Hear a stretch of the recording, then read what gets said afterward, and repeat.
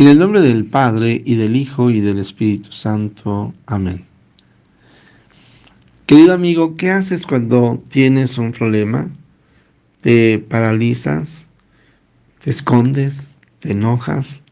¿O buscas una solución? Veamos qué es lo que hace el Señor Jesús, que nos dice la palabra de Dios. Palabra de vida del Santo Evangelio según San Marcos, capítulo 6, versículos del 34 al 44.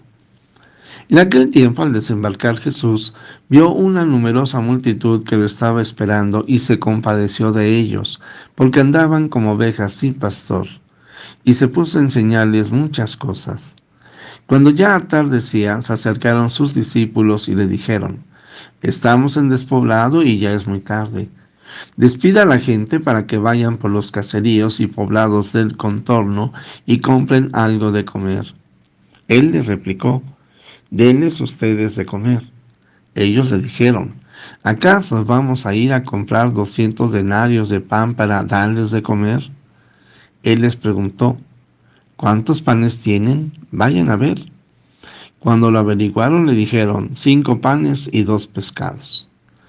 Entonces ordenó Jesús que la gente se sentara en grupos sobre la tierra verde, y se acomodaron en grupos de 100 y de 50. Tomando los 5 panes y los 2 pescados, Jesús alzó los ojos al cielo, bendijo a Dios, partió los panes y se los dio a los discípulos para que los distribuyeran. Lo mismo hizo con los 2 pescados. Comieron todos hasta saciarse, y con las sobras de pan y de pescado que recogieron, llenaron 12 canastos. Los que comieron fueron 5,000 hombres. Palabra del Señor. Gloria a ti, Señor Jesús.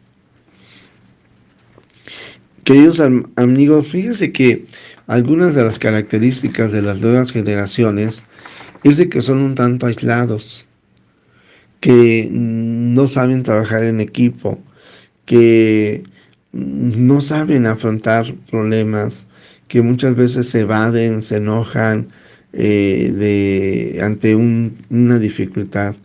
Y bueno, pues son un tanto solitarios. Son muy eficientes en muchas cosas. Las nuevas generaciones tienen también, han desarrollado nuevas cualidades y virtudes. Sin embargo, bueno, pues aquí están estas realidades, un tanto aislados, un tanto egoístas, podríamos decir. Pero egoístas, yo diría, no por maldad, sino el ambiente en el que viven nosotros, la mayoría de las personas que son de mi edad. Yo tengo 66 años, bueno, pues aprendimos a vivir con 2, 3 o 4 hermanos o más, y aprendimos ahí desde pequeños a resolver problemas, a dialogar, a compartir, mientras que muchas de las nuevas generaciones pues son hijos únicos, a veces dos. Y como luego decimos, muy contentos algunos matrimonios cuando tienen un hombre y una mujer, y decimos completaron la parejita. Pero la verdad es de que la psicología de la mujer es muy diferente a la del hombre. Y entonces, aunque vivan juntos, aunque sean hermanos, no necesariamente hay una comunicación complementaria entre ellos. Y en ocasiones, si son 2 hombres o 2 mujeres, la rivalidad ahí aparece. Pero bueno, pues esto que yo menciono de las nuevas generaciones, también lo hemos vivido cada uno de nosotros en nuestras generaciones, a pesar de que las condiciones serán diferentes. Y podríamos decir que en tiempos del Señor Jesús, pues las dificultades de la vida hacían que tuvieran que estar juntos de manera necesaria para resolver problemas y conflictos, y de ahí, bueno, se van dando las tribus, se van dando las colonias, gente que se hace solidaria entre ellos, pero que viven en pleito, en confrontación con quienes no son como ellos. Pero también a nivel interno tienen problemas y tienen dificultades. Los judíos, bueno, pues a quien no era judío, pues lo veían no solamente como un extranjero, sino como un ser inferior. Pero a nivel interno la comunidad judía contemporánea al Señor Jesús también vivía muchas injusticias. Bastaría recordar que los niños no eran tomados en cuenta sino hasta después de los 12 años, y eso los niños, varones. Las mujeres en general, en cuanto a su condición de mujer, pues siempre eran descartadas, eran tomadas como, pues muchas veces se valoraban más las propiedades, así tal cual, las mulas, las vacas, que a las mujeres. Pero bien, en medio de esta sociedad clasista y del descarte, valdría la pena ver cómo el Señor Jesús, ante esta sociedad en donde estaban los saduceos, los fariseos, la clase gobernante, la casta sacerdotal, la gente del pueblo, los observantes, pues el Señor Jesús viene a mostrar que todos somos hijos de Dios, que todos somos iguales y que verdaderamente cada uno de nosotros tenemos que ser valorados y respetados en nuestra individualidad. Las palabras del Señor Jesús y sus acciones pues nos llevan precisamente por este camino de una constante valoración del ser humano, pero en una dimensión justa. Hoy, por ejemplo, caemos en los extremos. No se toma en cuenta a la mujer, ahora vamos a posicionar a la mujer y entonces se descarta al hombre. Y hoy se generan otro tipo de injusticias, porque se valora tanto en la dimensión de la mujer en cuanto tal, que los grupos feministas tan radicales pues incluso niegan la maternidad y le niegan el derecho a la vida a infinidad de niños, con el pretexto de valorar a la mujer. Los extremos definitivamente se tocan. Hoy también se necesita la presencia del Señor Jesús, que nos ayude a mantener el equilibrio ecológico, humano, yo diría, una ecología antropológica que nos ayude a ser felices. Hoy hay otro tipo de discriminaciones, otro tipo de esclavitudes que se van generando y que se van legalizando. Cuando en un momento dado la droga, porque se le conoce que genera daño, así como el tabaco genera daño al pulmón, las drogas generan daño al cerebro. Bueno, pues hoy se dice, no, se puede legalizar y no hay ningún problema. Dicen, Dios siempre perdona, el hombre a veces perdona, la naturaleza nunca perdona. Y si no sabemos respetar esta ecología antropológica, ecología humana, pues pagaremos las consecuencias.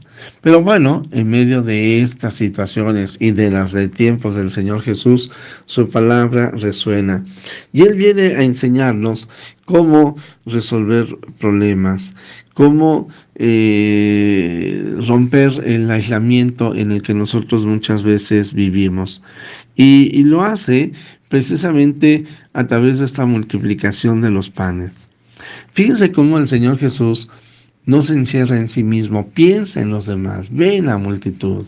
Oye, son muchos, tienen hambre, ¿qué podríamos hacer por ellos? Los apóstoles reaccionan de una manera muy natural. Bueno, pues mejor envíalos a su casa, Pero el Señor Jesús quiere que ellos cambien de mentalidad. Y por eso les dice, tenemos un problema, a ver, vamos a buscar una solución. Vean qué es lo que tenemos.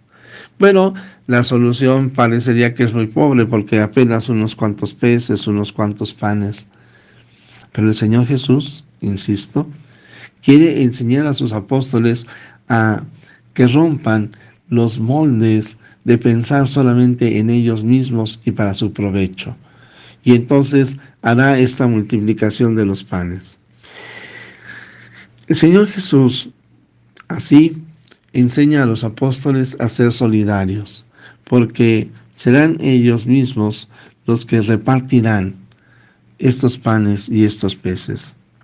Bueno, pues yo diría, de esta manera el Evangelio nos enseña a resolver problemas y a resolver el problema interior que llevamos en nuestro corazón. Romper el egoísmo, el pensar solamente en nosotros mismos. Pero bueno, el Señor ve un problema y entonces imagina una solución. hace oración. Este elemento es muy importante. Sabe que la solución no la tiene solamente él, ora. Y entonces comparte la idea de lo que hay que hacer. En la oración, querido amigo, se descubren o surgen grandes ideas, grandes soluciones.